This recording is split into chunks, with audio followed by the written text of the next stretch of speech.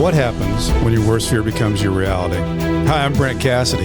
Welcome to the Nightmare Success In and Out podcast, where we explore how to overcome your fears and nightmares and set yourself free. We're going to be exploring this topic with guys I was in Leavenworth with and others who survived their own nightmare. These stories can be inspiring, sometimes sad. There's some humor, but hopefully you can come away with a nugget of something that'll help you knock down some of the prisons you built up in your own mind. All right, folks, we are back. Nightmare Success In and Out. This is where you guys come for the good stuff with what happens when your worst fear becomes your reality. How do you adapt, survive, overcome, set yourself free? I am so excited to interview my guest, Melvin Parson. And I want to give a shout out to Tony Gant, who connected us up.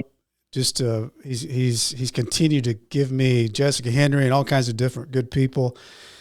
But man, if you check out Melvin and just Google him, there's all kinds of good stuff from TV to PBS NewsHour. I read this, it's a lengthy thing that talks about all the good stuff that Melvin's done. But Melvin went through 13 years in and out of prison.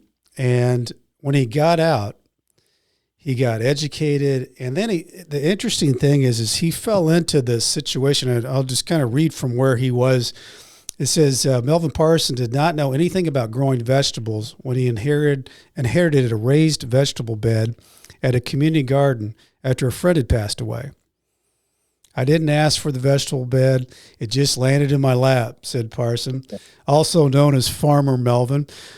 But what was intentional was that I paid close attention to the soil. For some reason, I instinctively added good compost, worm compost, and just tried to really be kind to the soil. As a result, it produced some really good produce. And he said, it dawned on me that the same thing applies to human beings, right? It's all about our soil. And man, isn't that true? We were just talking, Melvin and I were talking before we got on. You put a plant in good soil and you work with it and you feed it and you do the things that'll make it healthy, and that plant does well. You take that healthy plant, put it in bad soil, and it gets sick and unhealthy. And then you take a healthy plant and put it back in bad soil, it'll get sick and unhealthy. So I get it. Melvin founded the nonprofit, and it's all based on reentry, which is something I really am excited to talk to him about, because reentry is hard. It's not easy. But he founded We the People Opportunity Farm, and it happened in 2015.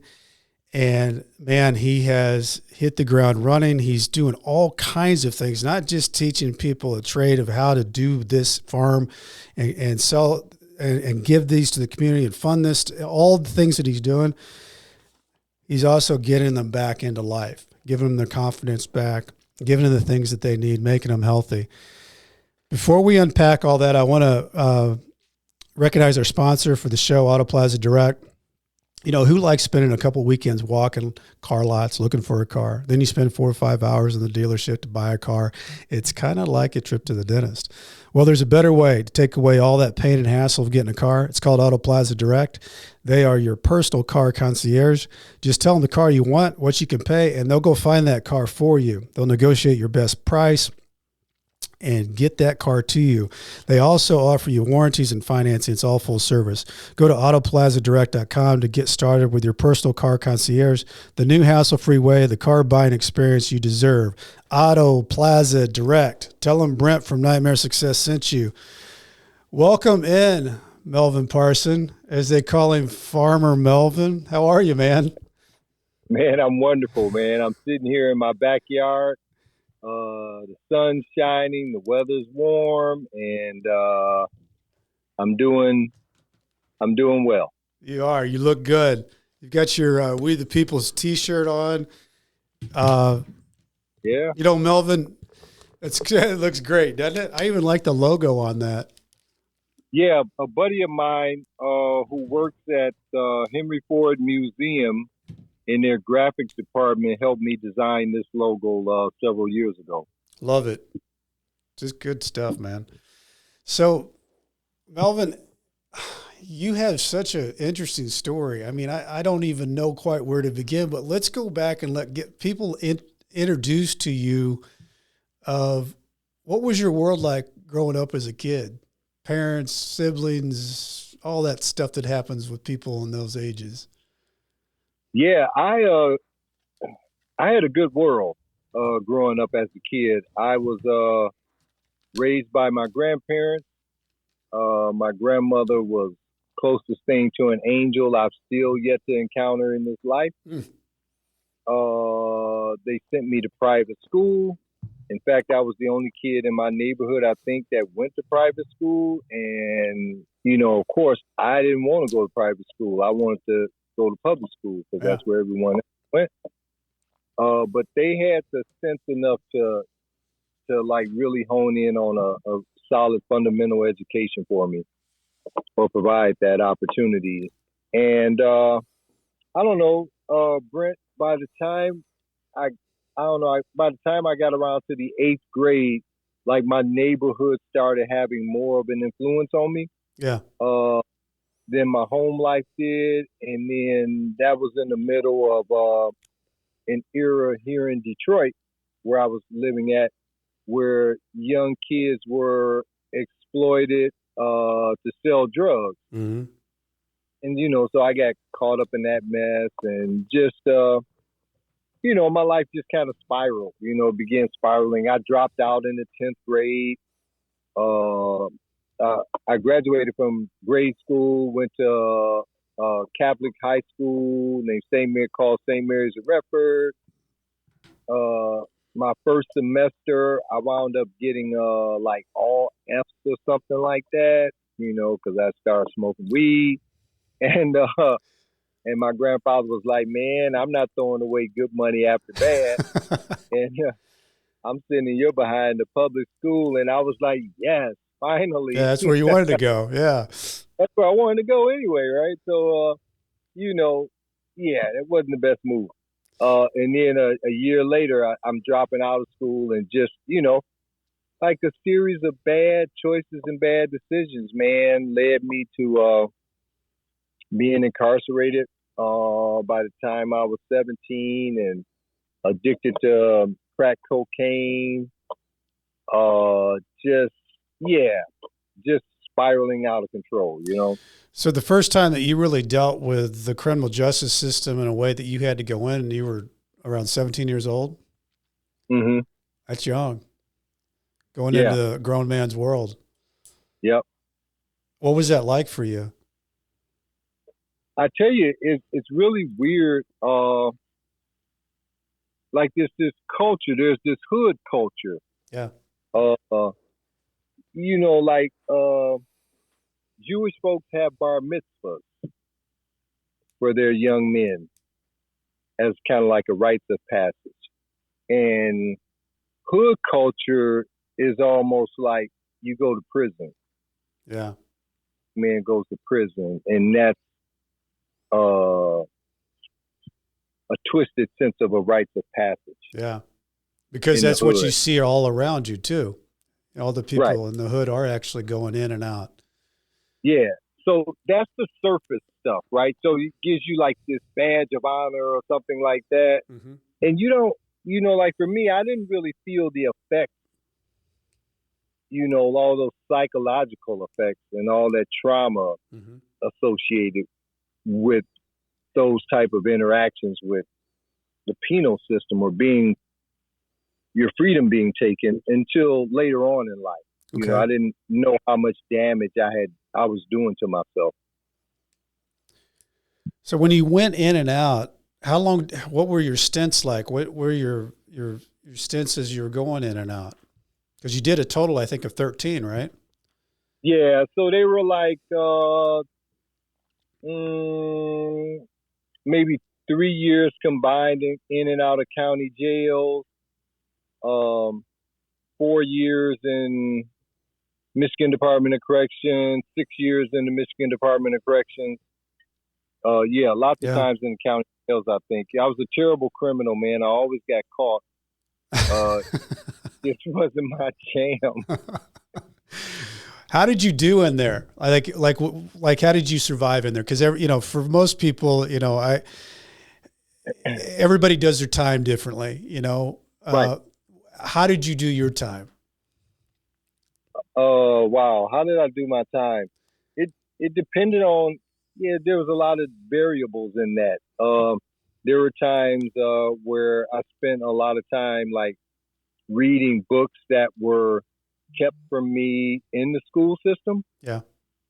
especially about my culture and the proud accomplishments and achievements Mm-hmm. as it relates to black and brown folks. Mm-hmm. There were periods of time where I just spent like doing nothing. There were times where I spent like exercising, Yeah, it just depended on where I was. How did you, because everybody has hard days in prison. How did you handle hard days in prison? Man, how did I handle hard days in prison? I don't know. Probably hard days. When I think about hard days, I think about depression or Yeah. depressed. Yeah. Uh, so I guess I did what most folks that normally get hit with depression. I just stayed to myself. Yeah. Um, yeah, stayed locked in my cell or something like that. And then how'd you get yourself out of that? Because there's not too many places to go. Did you exercise? Did you have a prison job that was a distraction? Reading could be an escape in that world. Like I mentioned, there was bouts where I did quite a bit of reading. As it relates to like when I hit those hard times or something like that, I don't know. It just kind of, you just kind of work, kind of plow your way through it. It wasn't like I could really go to my bros and say, man, you know what? I'm feeling fearful, right? Yeah, you can't do You that. know, yeah, you can't, so, you just kind of got to suck it up Yeah. and, you know, try to keep it moving as best you can and try to not act out too, too severe in too severe of a manner. So when you got Melvin towards the end of your last stint, because as far as what was going on in your mind, were you thinking this is the last time I'm going to be doing this? What was going on in your world? Thinking, this is a long span of time here. Mm-hmm. Was there a change that happened in your mindset about what you were going to do, stepping into getting out that final time? Oh yeah, I mean, every time I got out, there was a change in my mindset, Yeah, right? yeah, There was one time I got, like one time I was really set on, like whatever, getting out. I got a plan, but then I'm out and I got no money and I got no housing and I got none of these things. So I saw a guy, with a bag of perfumes that he was selling, and he approached me and I snatched this bag and took off and ran with it, right? Uh, and he chased me and I wasn't in really good shape. So after a while, I had to stop running and say, man, look, man, my bad. Sorry about If that. you want to fight, okay, but I hope you don't, right? Yeah. But this last time, I think that my motivating factor was when I got locked up, my son was only about 60 days old. Okay. And so my mindset was to try to put as much time into doing something positive as I had done doing negative in an effort to be there for my son. That was my goal. So that was your driving survival goal is that I'm going to get out of here. I'm going to take whatever and make some positive things happen because I want that connection with him. Yeah. And then with all of that wonderful mindset and drive, I found myself like working at a gas station for dollar tips. I was a friendly service attendant. How you doing? May I check your oil, pump your gas, right? That kind of Yeah. thing. And then a buddy of mine mentioned, he asked me to go out to, no, I had this, something in my mind said, go out to this nice place called Sherwood Forest. It's like a subdivision Yeah. in Detroit. Mm-hmm. And go rake some leaves. Ask some folks if they want their leaves raked. And I didn't know that that was called a spring cleanup, but fall, spring cleanup I found out. And I did that. I borrowed my son's mother's car and got a couple of rakes and some bags and went out there. And the next thing you know, I had 10 people wanting me to cut their grass. And I couldn't even spell lawnmower. I didn't even know how to cut grass, man. Never cut grass before, Brent. And so I went to a pawn shop and bought a lawnmower and bought this thing that blew air out of it called a leaf or something. And man, like in 2 years' time, I started a company. I had accounts with a couple of institutions in downtown Detroit, subcontracted some Detroit public school accounts. I had McDonald's, about 5 McDonald's, 100 residential customers. And did you have people working for you? Yeah, and I would get people work. That was the hard part, right? Like finding work for you. But I couldn't stop smoking crack. Yep, you were still addicted. I started using drugs again. Yeah. And that same voice, that told me to go out to Sherwood Forest and rake some leaves would say to me, man, if you stop getting high, I will continue to bless you abundantly. And if you don't, I'm going to take it all away, right? Mm-hmm. And later on that winter, everything was gone. Really? Like I had nothing, right? Just after you built all that up. Astounding, right? Yeah. Yeah. And, so I floundered, right? Like year for years. I floundered, like battling drugs, battling homelessness, all of that. And then on May the 8th, 2004, after leaving my 13th substance abuse facility, I wound up here in Washington County, where I'm currently at. Stayed in the Delana Center, which is a shelter up here, and got connected to an organization called Don Farm and got into recovery. And even in that, for the first 5 or 6 years up here, like I still flounder. Like everywhere you go, there you are. Mm-hmm. Yeah, and then something happened, and I don't know what that something was, but I think part of that something was the support that I received from the folks who generously gave of themselves to surround me with the stuff that I didn't have, right? Mm-hmm. Like confidence and inspiration and motivation and determination and love. Yeah, man. So who were those people, Melvin? Like, how did those people come into your life? It's just how do people come into your life, right?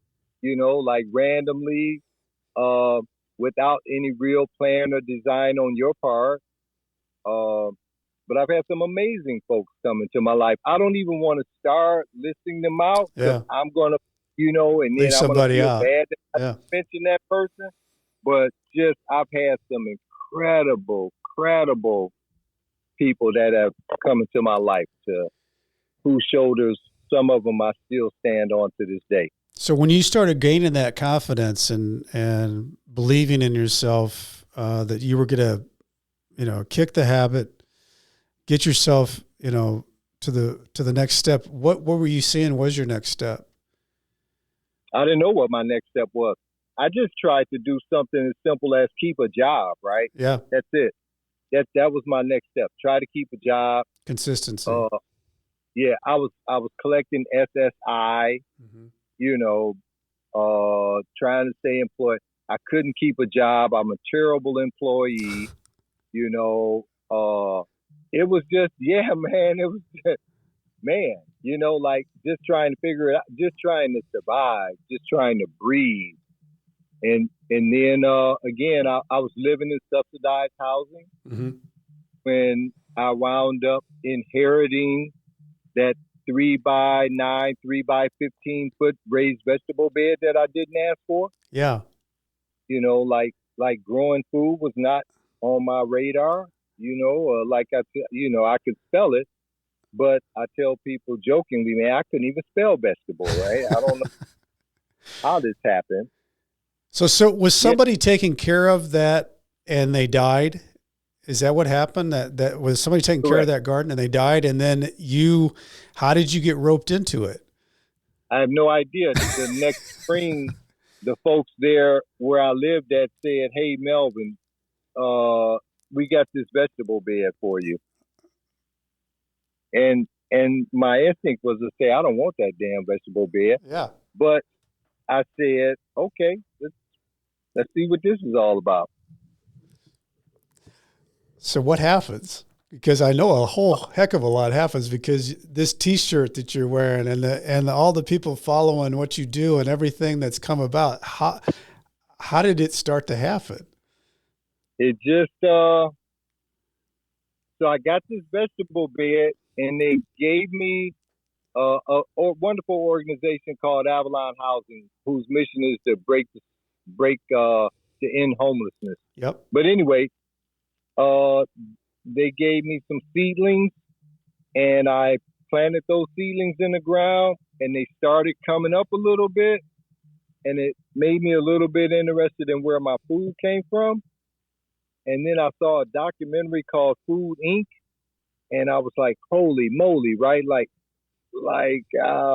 take on that was, man, my government's been telling me all this stuff that's nutritious and good for me to eat. I really shouldn't be eating. Right. Yeah, and then another dear friend of mine at the time who knew me probably better than anybody, he would send me all of these pictures of white farmers, right? And he knew that that would get up under my skin. Because he knows that I'm a champion of social justice and social equality. Right. And I'm a firm believer that either you've got a seat at the table or it's your ass that's on the menu. Exactly. And he knew that would drive me in that way. Yeah. And so that led me down to this very robust farmers market in Ann Arbor, Carytown in Ann Arbor, where I'm trying to figure out what an heirloom tomato is or a radish or something like that. And sometimes, Brent, I was down there for an hour and I see nobody that looked like me. Yeah. And then I looked around at the folks selling me my food, and none of those folks looked like me either. Uh-huh. And it felt like on one of my trips down there, the skies opened up and yelled down to me and said, "Hey, Melvin, this is where I want you to sit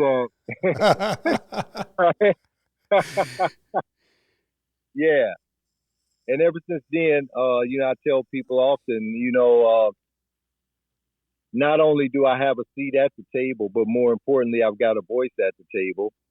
And if I don't mess this thing up, I've got an opportunity to set the table in some ways. Yeah, and I mean, obviously, I think that's one of the biggest things too, is for somebody like yourself that's lived through homelessness, that's gone through all the systems of the systems, and really understands it, and you actually know what people need that are trying to get their second chance working. When did it occur to you that the soil that you were creating and then the things that you were growing related to, oh my gosh, this is like reentry. This is like fixing people. This is like growing people. Can you walk us through that, how that all happened for you? Yeah, the whole soil analogy came to me, Brent, at the end of my first real kind of like farming season Mm-hmm. in 2017. Like to your intro, like that year, I wound up selling some vegetables to a restaurant.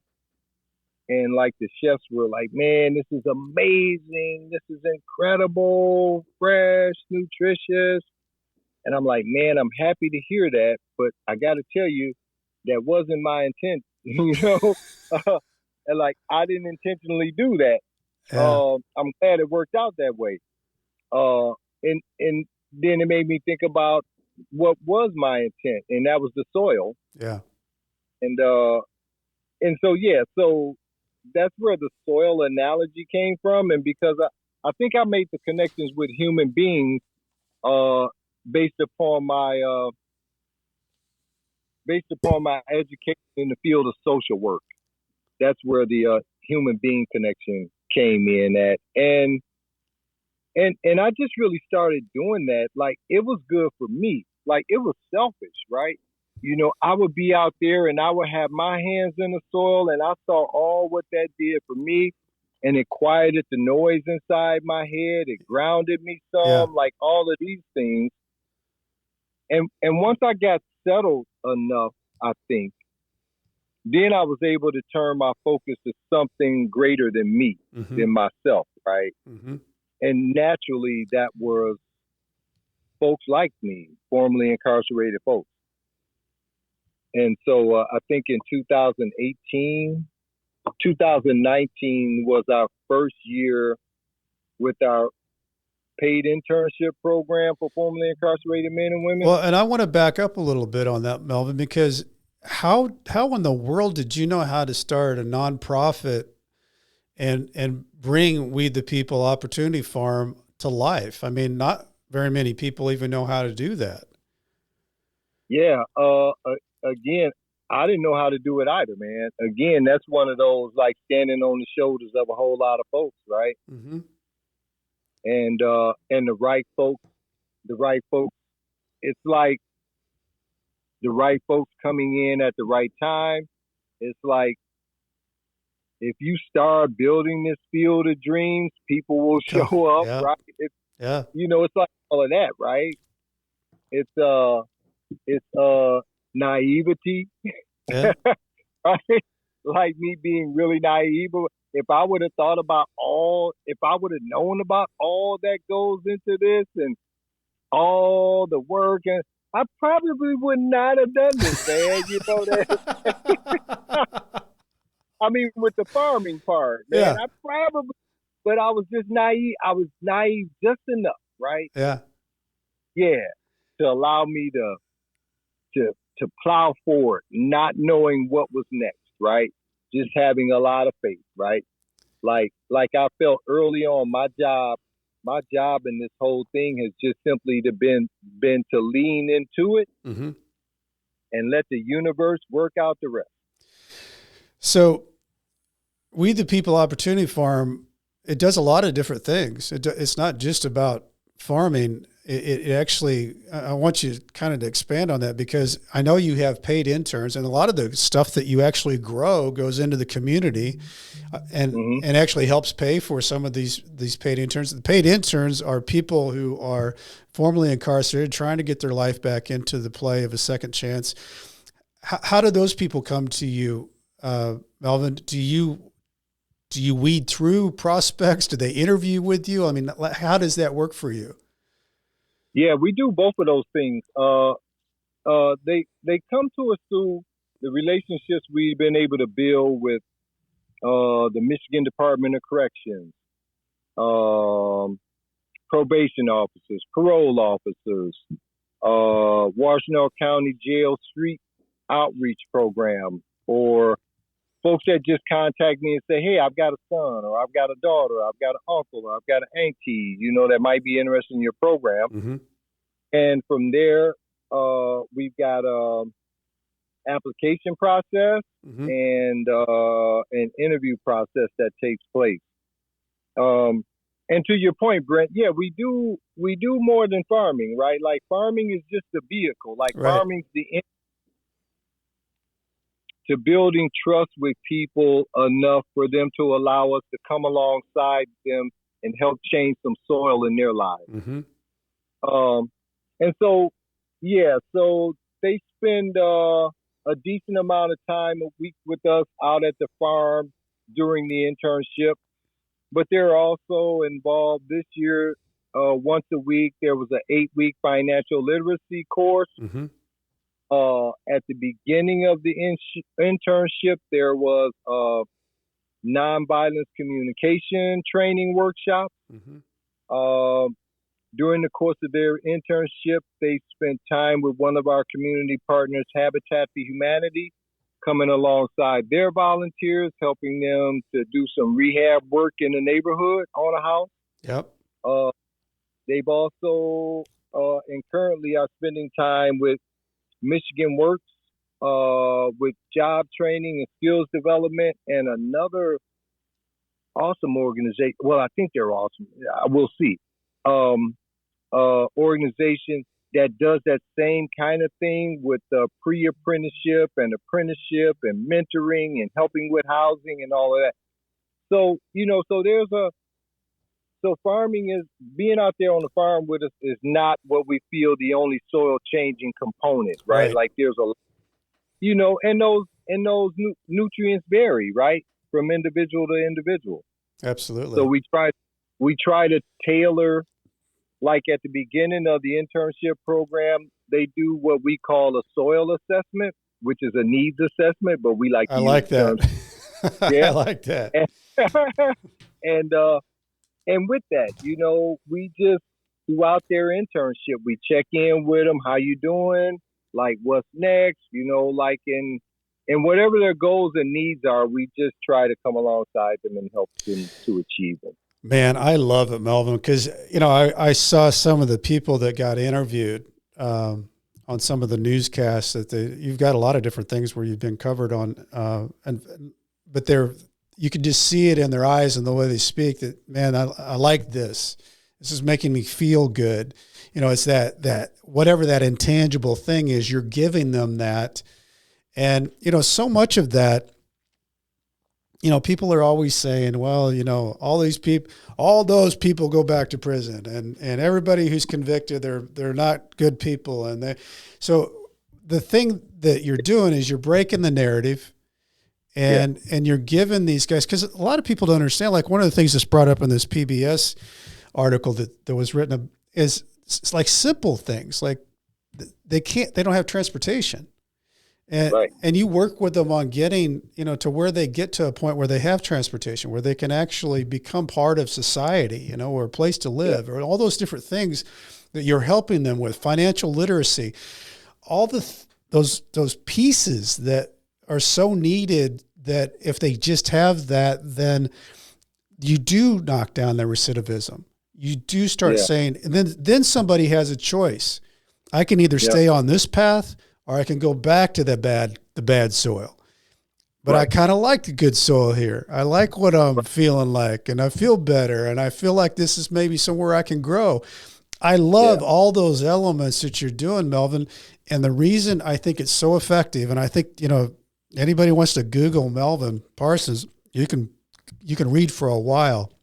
But the thing that I think makes you so special doing it is that you are the guy. They know when they're with you and they're working that garden and growing those plants and fruits and vegetables and all those different things, they know that you've lived it. They know that you've walked in those shoes. I am the client. Yeah. And that's what I love about it. I am the intern. Yeah. I love it.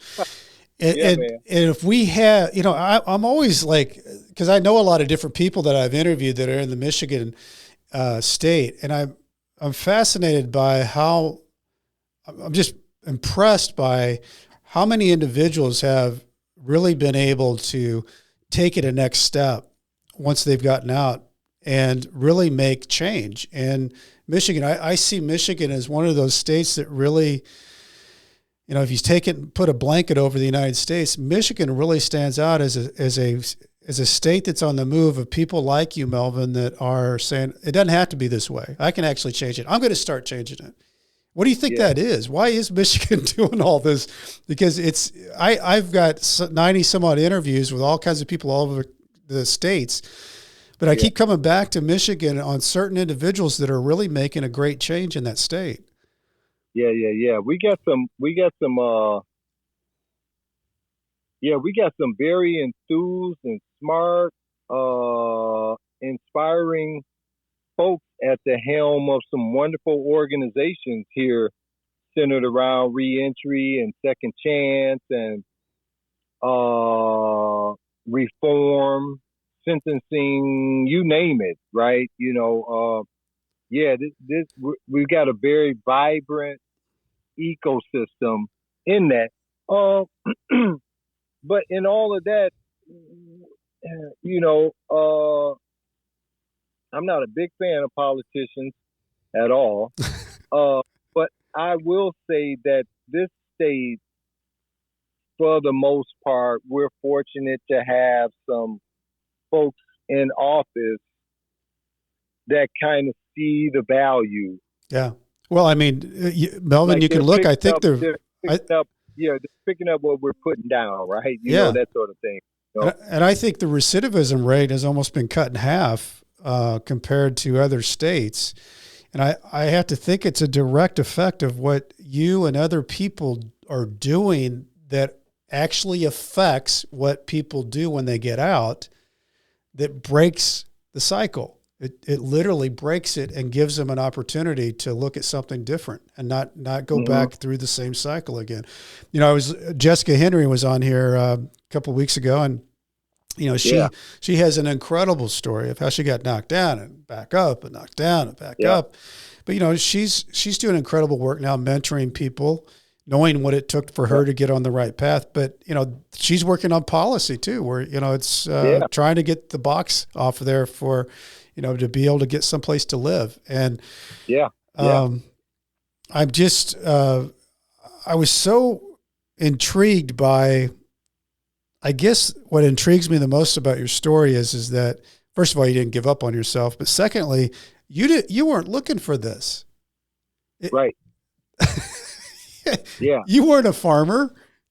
No. I was content. I was content with living my life on SSI and trying to keep a menial job and not get high and to keep a roof over my head.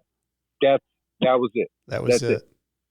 Yeah, that was it. And so this life that I've got now, this opportunity that I have now that I've been humbly bestowed, is just as impressive to me as it is to anyone. Well, I mean, you're a founder of a nonprofit that gets national recognition from somebody as big as PBS, but it's I'm curious, yeah, go ahead. Hey man, Jane Fonda was at our farm this past Saturday, right? I love it. And that's a lady that doesn't age. I think she's like in her 80s now, isn't she? Yeah, she's 82. God dang, let me take that back. She's in her 80s. Yeah. Jane Fonda and one of our United States Senators, Dr. Douglas Brinkley, who's author and historian. Famous historian. Yeah. And Alice Waters, who is a leader, a world-renowned chef, and a leader with community gardens and growing foods. Like all of these folks were at my farm Saturday, right? And as well some of my friends at the Henry Ford and some of the Fords. And again, like all I wanted was not quite a few years ago, but not too long ago, was just to be on SSI, right? I mean, I got to tell you, I think the reason why we talk about this all the time, this particular podcast, is that it's inspiring for people to hear a story, because if somebody is stuck and somebody has built up prisons in their own mind, they don't think they can take a next step. Somehow, some way, Melvin, you kept stepping and you stepped into an opportunity. People believed in you. Now people are coming to you to learn what you're doing. What kind of conversations do you have with these guys when you're working with them that they've found this and you've accepted them in? What's that like? I don't know. It's just, I guess it's like language of the heart, right? Has to fill you up. Huh? It has to fill you up, knowing that you're giving something back into what you've experienced that's actually really helping. It does. It's good for the soul. I think one of the most poignant conversations I've had was not with, and I've had lots of them with our interns, but was with these two young kids. One was 11 and one was 9. And our farm is surrounded by a community. So these young kids would climb the fence, and there's a driveway, big driveway near our farm, which got a couple basketball rims on it. And so they would climb the fence to come over there and play basketball. And then one day I needed some help with something, and I asked them to help me, right? And they did. And a couple days later, they came over there and they said, "Can we see your farm?" And and I'm able to show them the farm and talk to them. And then I think the next time we encountered each other, one of them says to me, "Hey, Farmer Parson, you ever been to jail?" And I think this was the 11-year-old, right? And I was like, "Yeah." And now we're getting down. Now we're getting somewhere, right? Mm-hmm. And I said, "Yeah, I've been to jail." "Hey, Will," I says, "Yeah, I've been to jail." And the other one says, "Ooh, what you go to jail for, right?" And it was as if he's trying to, not that he was really excited about that, but he's just trying to normalize this because he probably senses that this is his future, right? Yeah. And so I say to the kid, I say, "Hey, kid, it don't really matter what I went to jail for. What matters is that you get the best education that you can possibly get under whatever circumstances, so that you can potentially get a good job, maybe drive a car that you want to drive, eat some food that you want to eat. Mm-hmm. And what's also important is that you treat yourself with kindness and dignity, and equally important that you treat others the same way. But the most important thing on your agenda is to come over here periodically and check and make sure if I need some help or not." Right? I love it. I love it. But I mean that, and it goes back to what you were saying. You fell into what everybody else was doing in the neighborhood when you were growing up, because you said, Melvin, you had a good upbringing. You had people that were looking out for you, but you chose to find yourself into what all the cool kids were doing. And when they start looking around and they see cool kids starting to do things that can be like this and see what Melvin's doing like this, all of a sudden it's a different type of role model. It's a different type of mentor. It's good stuff. You hope, Yeah. Well, you can only hope, you can only hope, right? That's what, Romo, my first bunkmate, I interviewed, I think it was the second interview I did on here. And he said, never take away someone's hope, because that might be all they got. Strongest currency that we carry as human beings. Yep. I'm a firm believer in that. I got to ask you, Melvin, because, you've lived, through all these layers, and you've come out and you're doing something you really enjoy. You're helping a lot of people. It gets fantastic recognition. Hopefully, we can plug this in and duplicate it all over the United States. But what do you think's your biggest takeaway of what you've been through with your life?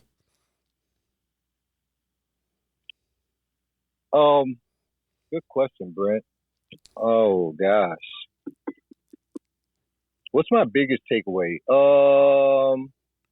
My biggest takeaway is that everything I've gone through has led me to be the person that I am, right? So, my biggest takeaway is to forgive myself. Yep. To make peace with myself, right? Mm-hmm. not to blame others, and know that one person can do a lot. Like it's, I love you that. can do. You just threw out a whole bunch of good stuff there, Melvin. Chuck, you asked me my big. I threw out a couple of them. Sorry about that. No. I mean, what you threw out there is how someone can find their way. Yeah. Yeah. I think that's a good place for us to end on, because I think what you just said has all kinds of nuggets of wisdom. If somebody wants to do and donate and be a part of what you're doing, how would somebody find you? Oh, so they can go to our website, Yeah. which is WTPOF.org, the acronym for We the People Opportunity Farm. They can follow us connect with us on our social media pages. Our Instagram page is the acronym. Okay. So it's WTPOF. And our Facebook page is the full name, We the People Opportunity Farm. And I think my contact info's on there. We've got an info email. Reach out, say hello. Yeah. It's awesome.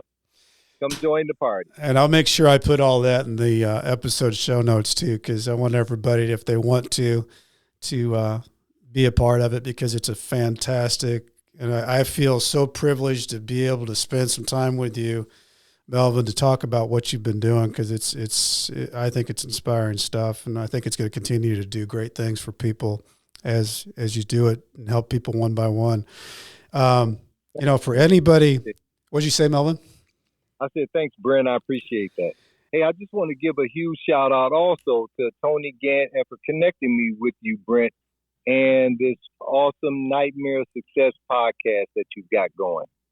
For anybody who got something out of this today, and I know you did, go follow the show.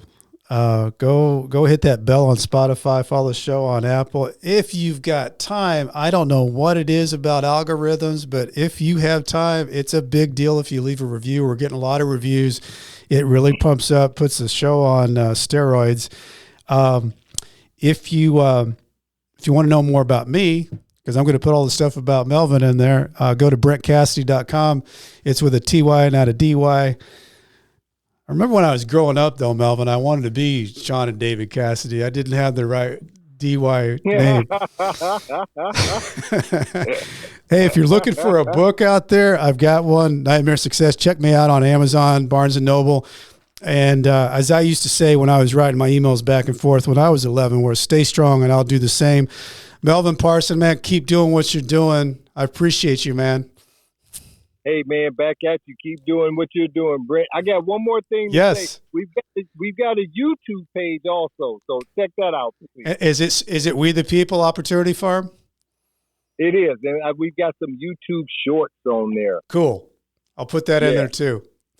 All right, Melvin. Thank you so much, man. Nightmare Success, in and out.